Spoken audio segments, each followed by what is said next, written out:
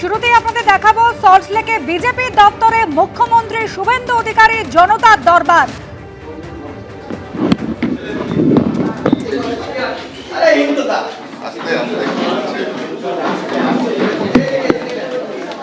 মুখ্যমন্ত্রী তিনি আগেই ঘোষণা করেছিলেন জনতার দরবার এবার থেকে শুরু করবেন। তিনি সাধারণ মানুষের অভাব অভিযোগের কথা শুনবেন, পর্যালোচনা করবেন। দলীয় দপ্তরে কিছুক্ষণ আগে এসে পৌঁছেছেন মুখ্যমন্ত্রী শুভেন্দু অধিকারী, আর কিছুক্ষণের মধ্যেই শুরু হতে চলেছে তার জনতার দরবার। আজ মুখ্যমন্ত্রীর গুরুত্বপূর্ণ বৈঠক রয়েছে, দ্বিতীয় মন্ত্রিসভার বৈঠক।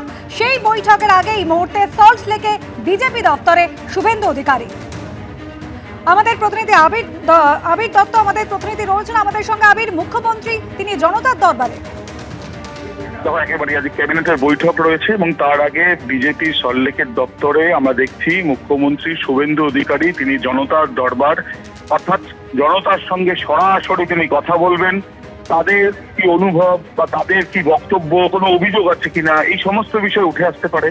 লকেট চট্টোপাধ্যায় তার সঙ্গে রয়েছেন এবং এই যে জনতার দরবারে শুরু হওয়ার আগে স্বাভাবিকভাবেই মুখ্যমন্ত্রী তিনি তাদের দলীয় কার্যালয়ে এসছেন এবং সেই জন্য তাদের কর্মী সমর্থক থেকে আরম্ভ করে দলের যারা নেতৃত্বে রয়েছেন তারা কিন্তু তাকে সংবর্ধনা দিচ্ছেন এবং সরাসরি এখন আমরা দেখতে পাচ্ছি মুখ্যমন্ত্রী তিনি জনতার দরবারের এই যে প্রক্রিয়া সেটা ইতিমধ্যে শুরু করছেন সরাসরি তিনি।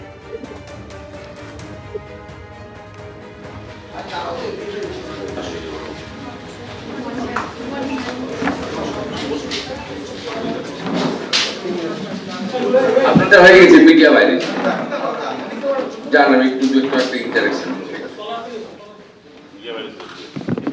শুরুটা উদ্বোধন করে নিয়েছি।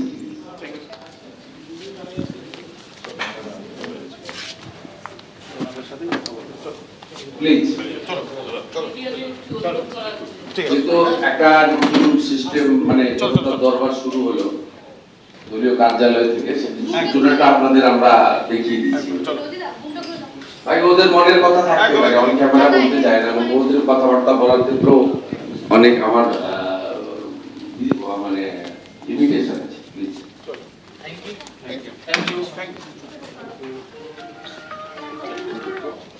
সল্টলেকের বিজেপি দপ্তরে মুখ্যমন্ত্রী শুরু করলেন জনতার দরবার। আবির দত্ত আমাদের প্রতিনিধি রয়েছেন আমাদের সঙ্গে। আবির, দেখো, একেবারেই আমরা দেখলাম যে সল্টলেকে বিজেপির যে কার্যালয় যে দপ্তর রয়েছে সেখানে ইতিমধ্যে কিন্তু মুখ্যমন্ত্রী তিনি জনতার দরবারের যে অনুষ্ঠান সেটা তিনি শুরু করছেন। কিন্তু শুরুতেই তিনি যেটা বললেন যে যারা কথা বলবেন জনতা হিসেবে তার কাছে যারা সাক্ষাৎ করতে এলেন তাদের কিছু মনের কথা থাকতে পারে, তাই অন ক্যামেরা তাদের মনের কথা তিনি সবার সামনে তাদের সঙ্গে কথা বলতে চাইছেন না, বা তারাও হয়তো বলতে তাদেরও অসুবিধা থাকতে পারে। সেই কথাকে মাথায় রেখে মুখ্যমন্ত্রী শুভেন্দু অধিকারী তিনি কিন্তু সরাসরি আমরা যেটা দেখলাম যে তিনি ইতিমধ্যে জনতার দরবার এই যে প্রোগ্রাম সেটা তিনি শুরু করলেন। অর্থাৎ ছাত্রছাত্রী থেকে আরম্ভ করে সাধারণ মানুষ পশ্চিমবঙ্গের তাদের কি সমস্যা সেই সমস্যার কথা তিনি হয়তো শুনছেন এবং সেই ক্ষেত্রে যদি কোনো এরকম গুরুত্বপূর্ণ বিষয়গুলো সামনে আসে যেখান থেকে দেখা যাচ্ছে যে একটা লার্জার বেশ কিছু মানুষের জন্য বা অনেক মানুষ এই ক্ষেত্রে কোন রকম ভাবে ভুক্তভোগী বা অনেক মানুষ কোনো তাদের বক্তব্য রয়েছে তো সেই ক্ষেত্রে সেই বিষয়টাও তিনি অ্যাড্রেস করতে পারেন। শুরুতেই আমরা দেখলাম যে তিনি বসে থাকার পরে যারা এখানে বেশ কিছু মানুষ এলেন জনতা হিসেবে তাদের সঙ্গে তিনি কথা বলা শুরু করেছেন। ধন্যবাদ আবির।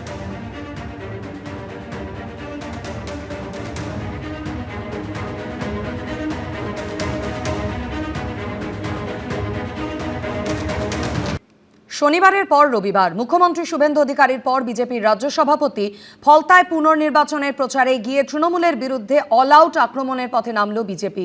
নাম না করে অভিষেক বন্দ্যোপাধ্যায়কে নিশানা করলেন শ্রমিক ভট্টাচার্য। ডিজে বাজানোর প্রসঙ্গ তুলে বললেন, যিনি বলেছিলেন ডিজে বাজাবেন, আমি বলছিলাম হারমোনিয়াম জলতরঙ্গও বাজাতে পারেন, সব বাড়ির মধ্যে। তার কটাক্ষ যারা বিশু ছিলেন তারা এখন শিশু হয়ে গেছেন।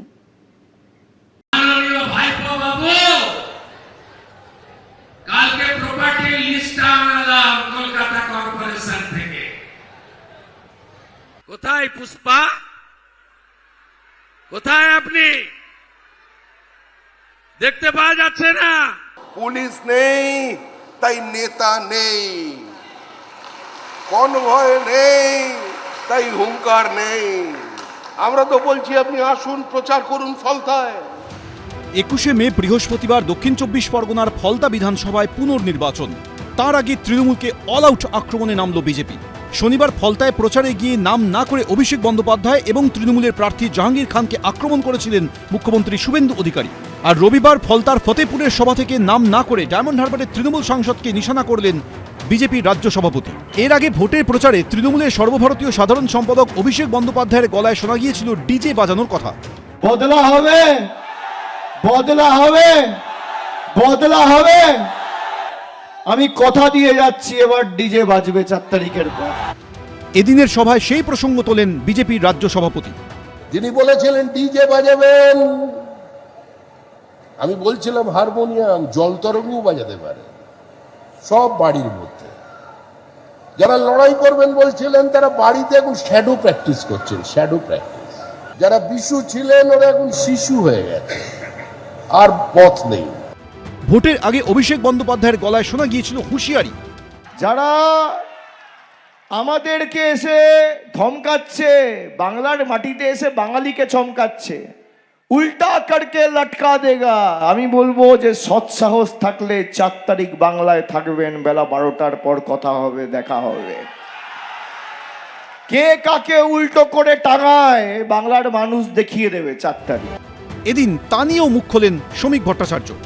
ডায়মন্ড হারবারের মানুষকে, কিছু অংশের মানুষকে কিছু পাইয়ে দেওয়া হয়েছে, কিছু অংশের মানুষের সামনে বোঝানো হয়েছিল যে বিরোধী বলে কিছু থাকবে না। আমরা উত্তরাধিকারীকে বলছি, হয় সোমা ঘোষের আবহন স্বীকার করুন, উনি বরণ করবেন একদম লাল পাড় শাড়ি পরে, শাঁখ বাজিয়ে সাজিয়ে গুছিয়ে আমরা পৌঁছে দেব, আর না হলে গ্রিন করিডোর দিয়ে দমদমে পাঠিয়ে দিচ্ছি, যান অমিত শাহর বাড়িতে। ওনার দল এখন ক্ষমতায় এসছে, যেভাবেই ও ক্ষমতায় এসছে, তো ক্ষমতায় আসাটা কি খুব গণতান্ত্রিক পদ্ধতিতে হয়েছে? ইলেকশন কমিশনকে ব্যবহার করে বৈধ ভোটারদের বাদ দিয়ে 32 লক্ষের বেশি ভোটার এখনও ভোটার লিস্টে নেই। মেশিন নিয়ে অভিযোগ আছে, গণনার সময় লুট হয়েছে কেন্দ্রীয় বাহিনীকে ব্যবহার করে। তাহলে সেটা কি গণতান্ত্রিক? তো ক্ষমতায় আসাটাই তো গণতান্ত্রিক নয়। তো ফলে এখন ওনারা এসেছেন, তাই ওনারা এসব কথাবার্তা বলছেন। মুখ্যমন্ত্রী হওয়ার পর শনিবার প্রথমবার ফলতায় গিয়ে পুনর্নির্বাচনের জয়ের টার্গেট বেঁধে দিয়েছিলেন শুভেন্দু অধিকারী। রবিবার সেখানে গিয়ে তৃণমূলকে কার্যত অপ্রাসঙ্গিক বলে আখ্যা দিলেন শ্রমিক ভট্টাচার্য। এই বিধানসভার পুনর্নির্বাচনে শুধু দেবাংশু পণ্ডাকে জেতানো নয়, 1 লক্ষের বেশি ভোটে জিতিয়ে আমাদের কাছে পাঠাবে। যে রক্ত মাখা অস্ত্র হাতে যত রক্ত মাখি, শিশু পাঠ্য কাহিনীতে থাকে মুখ ঢাকি। আমাদের এই পথ দিয়ে যেতে গেলে তৃণমূল কংগ্রেস আগে আক্রমণ করতো, আক্রমণ। আজকে তৃণমূল কংগ্রেসের পতাকা নেই, তৃণমূল কংগ্রেসের ছবি নেই। 29শে এপ্রিল ভোট হয়েছিল দক্ষিণ 24 পরগনার ফলতায়। ব্যাপক কারচুপির অভিযোগে সেই ভোট পুরোপুরি বাতিল করে দিয়েছে নির্বাচন কমিশন। এই অবস্থায় বৃহস্পতিবার হবে পুনর্নির্বাচন। ফল বেরোবে 24শে মে। শিবাশিস মৌলিক, সত্যজিৎ বৈদ্য, এবিপি আনন্দ। এবিপি আনন্দ, এগিয়ে থাকে, এগিয়ে রাখে।